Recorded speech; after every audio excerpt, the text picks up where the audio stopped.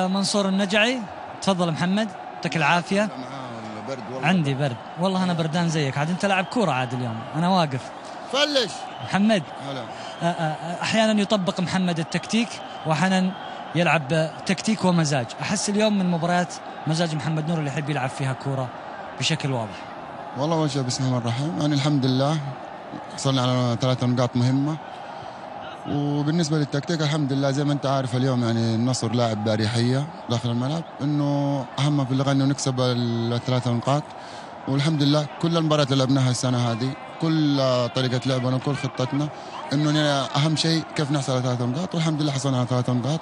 وأحب أهني صراحة الجمهور اللي حضر اليوم، يعني صراحة كان جمهور كبير، وأتوقع إنه كان أكبر عدد جماهيري اليوم بحضور المباريات، وهذا أعطانا دافع إنه صراحة المباراة كانت خطيرة بالنسبة لنا. حققنا بطولة.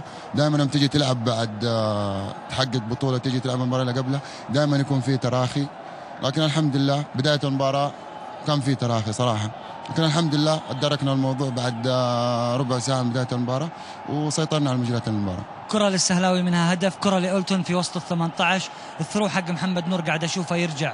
هل تغيرت المهام في أرضية الملعب ولا محمد زي ما قلت لك اليوم ناوي يلعب كرة قدام هالجمهور؟ والله شوف الحمد لله يعني أنا قاعد صراحة أنا الأشياء اللي قاعد أقدمه مع النصر أنا راضي في كل الرضا، وبرضه يعني لسه أنا ما زال عندي الكثير إني أقدمه لنادي النصر، وفي المباراة القادمة إن شاء الله حيكون أفضل وأفضل بإذن الله. وأهم شيء إنه اللاعب يعني انه كيف يقدر يتاقلم يعني في الظروف. يعني انت زي ما انت عارف النصر قاعد يلعب مباريات، النصر متصدر، كل الفرق اي فريق يبغى يكسب نقطه على الاقل من قدام النصر، اي فريق يبغى يكسب النصر.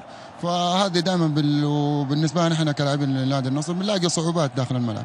9 نقاط فارق بينكم وبين المركز الثاني الهلال. الى كم تعطي نسبه حسم هذا الدوري؟ والله شوف مو اعطي نسبه، يعني نحن ان شاء الله نبغى نحقق الدوري السنه هذه باذن الله، يعني نبغى اكبر عدد نقاط لتحقيق البطوله، يعني بنسوي رقم قياسي ان شاء الله باذن الله، يعني هذا هدفنا ان شاء الله. يا هلا حياك.